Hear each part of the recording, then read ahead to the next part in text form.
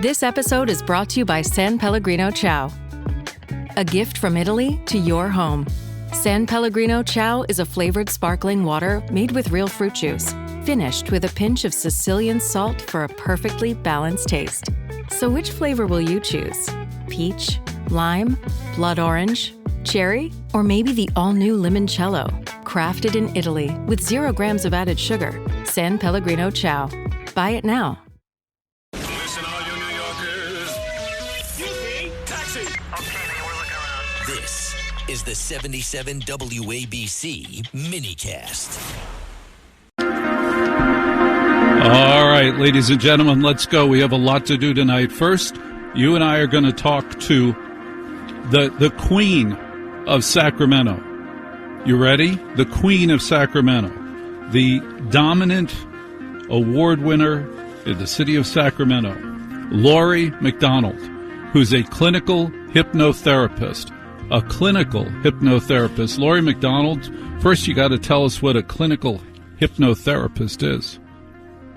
Well, it's a hypnotherapist that has done their clinical hours and have advanced from being a hypnotist to a therapist to a clinical hypnotherapist.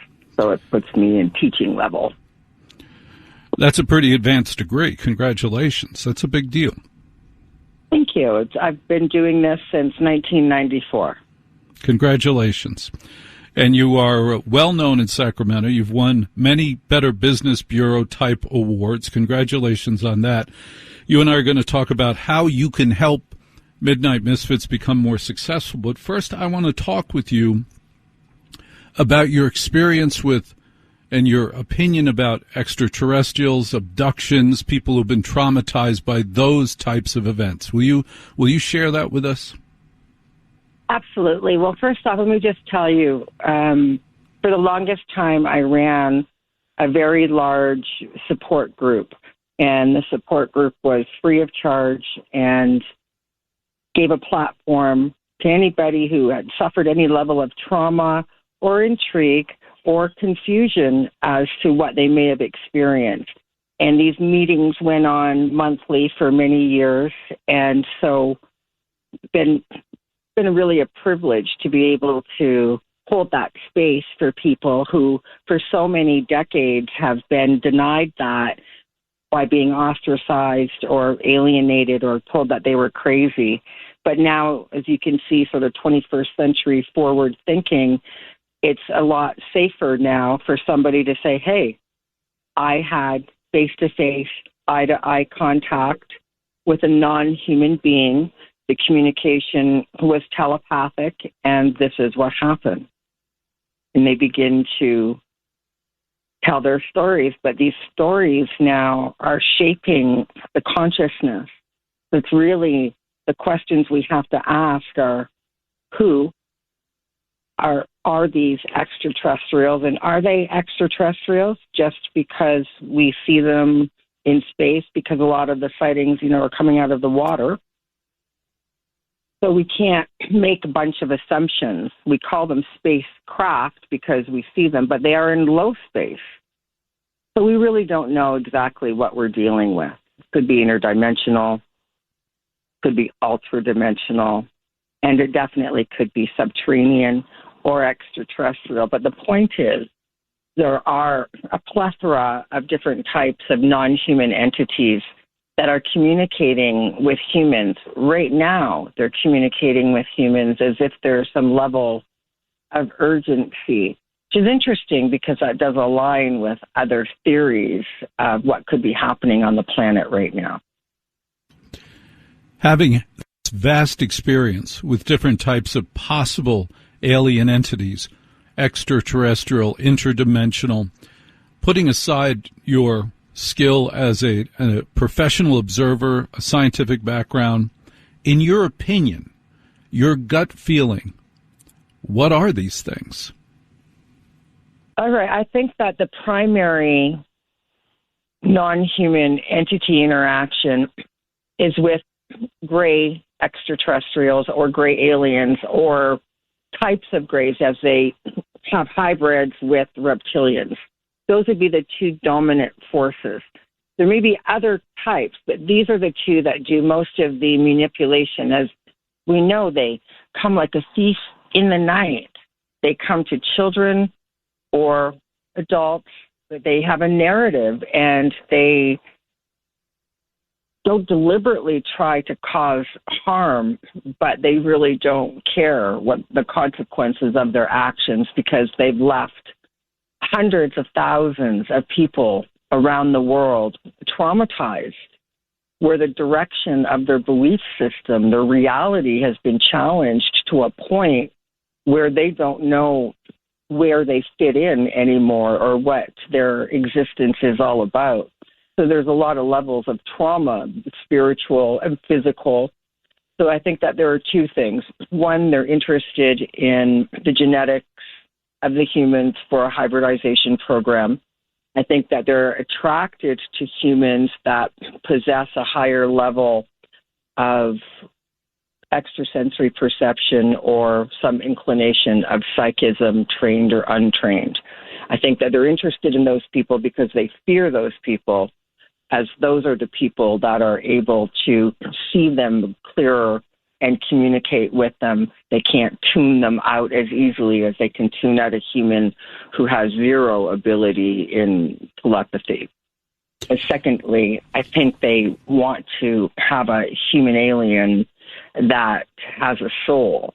I think that they're a thin photocopy of what they might have been at one time, and that the natural ascension process for the human is to elevate awareness and consciousness through third, fourth, and fifth dimensional consciousness awareness and understanding.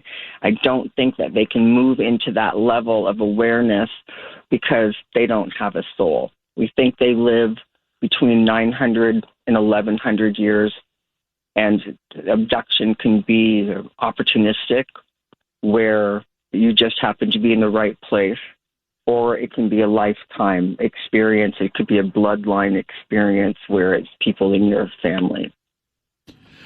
Laurie McDonald, you said that they don't care about the consequences of what they do. Isn't that the definition of evil? Isn't that the definition of Satan? Yes and no. Let me just tell you, good and bad are both conceptualized ideas created by the humans. There is an energy that supersedes those dualistic understandings of behavior. So if we think beyond good and bad, we have to see that there is something higher, and then there is also something neutral. So yes, it seems demonic, negative, careless, thoughtless, certainly inhumane to float a person through a wall, or to harvest genetics, or to implant foreign objects for tracking and other reasons. Yes, it seems very negative. Is that their agenda or intention? Can't say for sure, but I do know that they have a disdain for the humans. They do not want us to advance. They just want to use us kind of like for spare parts. I think that they're very interested in our ability to procreate and to have that internal light of a soul.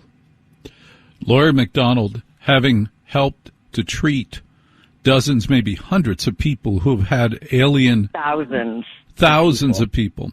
What is the common trait of all of these experiences? When they sit down and talk to you, you go, oh, again. Is there a common story?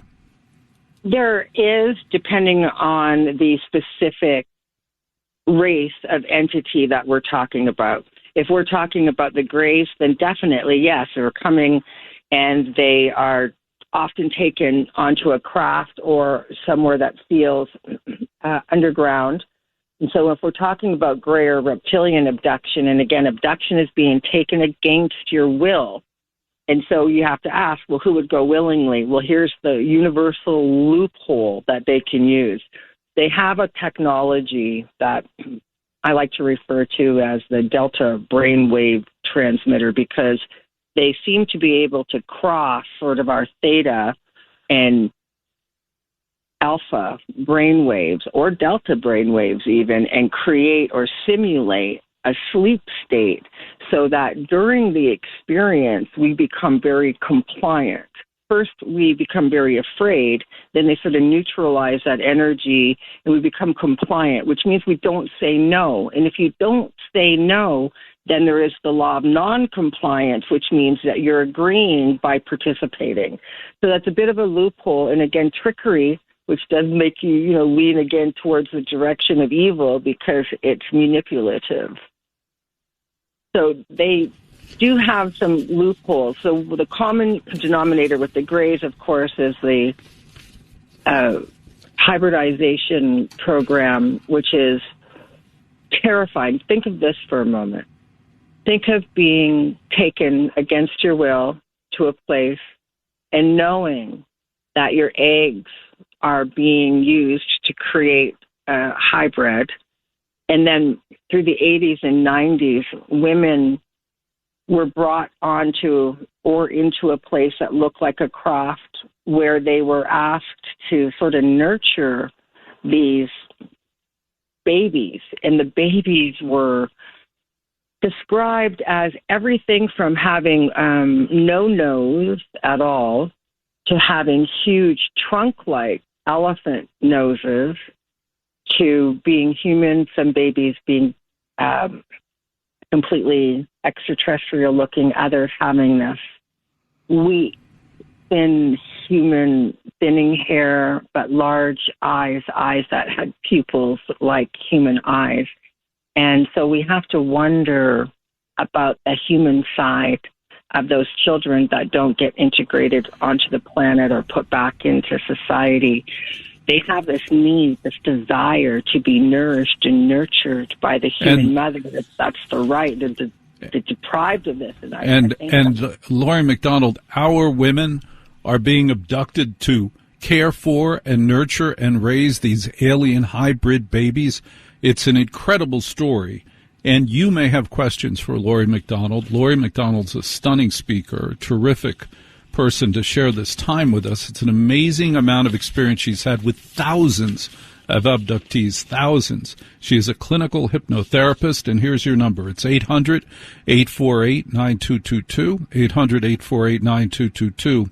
Laurie McDonald, clinical hypnotherapist who has worked with thousands of abductees facing every type of alien imaginable. And the last thing she just said is stunning, which is many of these people, our women are abducted to raise, nurture, work with, make whole alien hybrid children, some with no noses, some with elephant noses. It's a stunning perspective. Plus, believe it or not, Laurie McDonald also, as a hypnotherapist, is able to talk to us about anger control, weight management, which is, I know, is a particular problem for you, and smoking cessation, phobias, pain management, self-esteem, emotional release. A remarkable woman. Laurie McDonald with you on the other side of midnight with Walter Sterling at 800-848-9222, 800-848-9222. What is this? Oh, this is the Red Apple Audio Networks. Thanks for listening to The Other Side of Midnight with Walter Sterling. You can listen to The Other Side of Midnight Monday through Friday from 1 a.m. to 5 a.m. If you like the podcast, share it with your friends and listen anytime at WABCRadio.com and download the WABC Radio app. Hit that subscribe button on all major podcast platforms. Plus, follow WABC on social on Instagram, TikTok, Facebook, and X. See you next time for a new episode so you never have to wonder. What the heck is going on here?